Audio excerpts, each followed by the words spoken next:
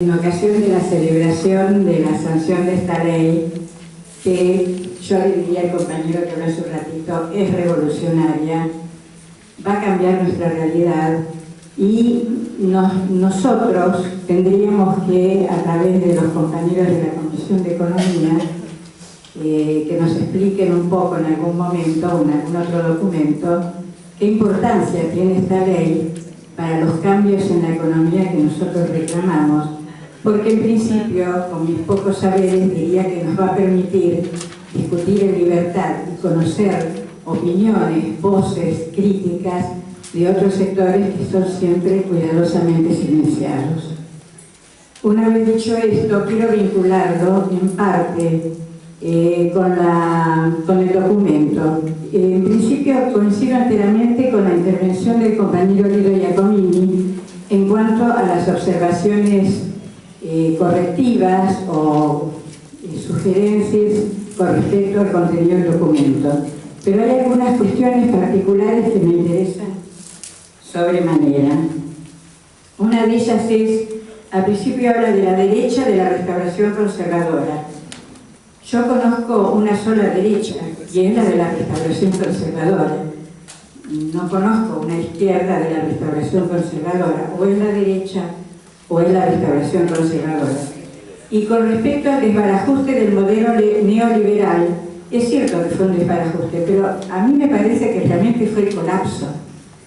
Y ese colapso no es porque el modelo neoliberal fracasó, fue porque el modelo neoliberal tuvo éxito, porque sumió al país en la ruina, provocando lo que nosotros ya sabemos, la fuga de capitales, la expropiación de la riqueza, la concentración, centralización y extranjerización de la economía, no solamente como nunca había vivido la Argentina, sino tal vez muchos otros países latinoamericanos.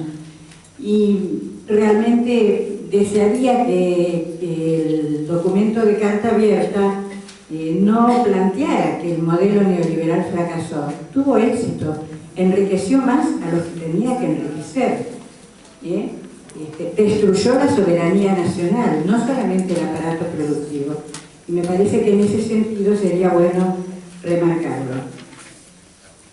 En numerosos párrafos se habla de lo público, ¿no? De recuperar las políticas públicas o otros términos.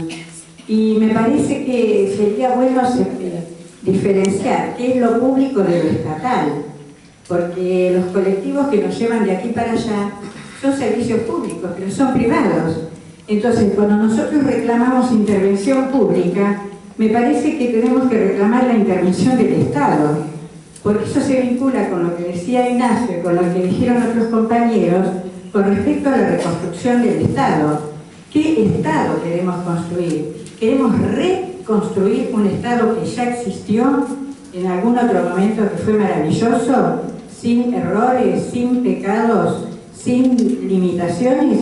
¿O tenemos que construir un nuevo Estado en el contexto con las limitaciones y las estrecheces que nos permite la globalización mundial? Me parece que eso sería muy bueno, no digo esclarecerlo en este documento, pero sí modificar en aquello que pudiera ser posible, pensando incluso en un nuevo documento.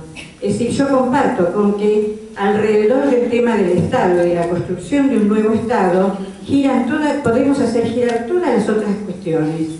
¿Qué tipo de Estado queremos? ¿Un Estado que no sea neoliberal? ¿Cuáles fueron los rasgos principales del modelo neoliberal que produjeron lo que produjo en la Argentina? Para entonces saber que son esos factores los que nosotros tenemos que atacar, cambiar, destruir o transformar en su contrario.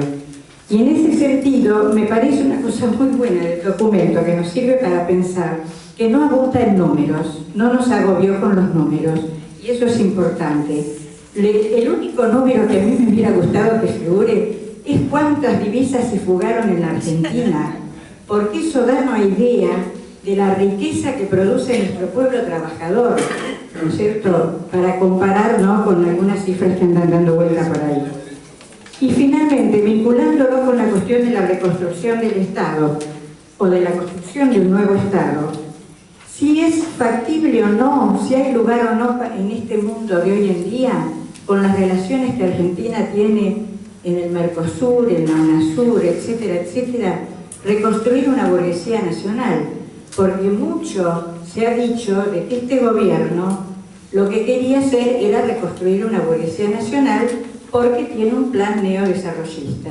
Entonces, me gustaría que en algún momento dilucidáramos esta cuestión, que está profundamente relacionada con el Estado. Los compañeros que son economistas y que saben de historia de la economía, saben el papel que cumplió en la historia del capitalismo el Estado como constructor de clases sociales.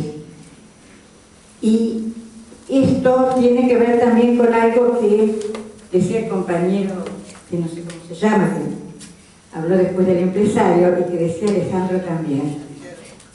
¿Cómo llevamos adelante las transformaciones sin que el poder económico concentrado y el poder político correspondiente nos hagan bolsa?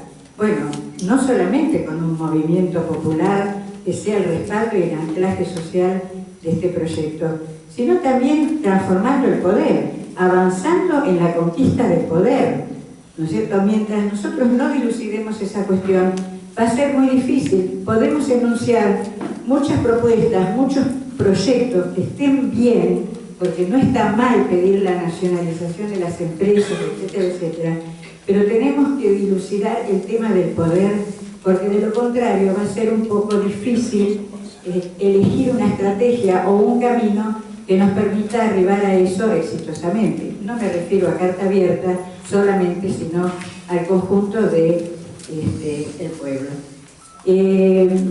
Finalmente, me parece que hay una pequeña cuestión cuando se critica a las corrientes de opinión o los grupos que cuestionan la política kirchnerista. No se identifica políticamente en forma suficiente, se nombra a la AEA en un solo párrafo, y me parece que en estos 3 o 4 párrafos iniciales sería bueno, ¿no es cierto?, vincular quiénes, es decir, los que defienden determinados programas económicos, bajo qué agrupamiento político empresarial se encuentran o qué tipo de intereses representan. Los que quieren una gran devaluación del dólar para poder exportar y pagar salarios bajos y mantener la tasa de ganancia alta, son aquellos sectores de la UIA que viven de la exportación de sus productos, etc. Eso lo digo a modo de ejemplo. Bueno, eso es todo. Gracias.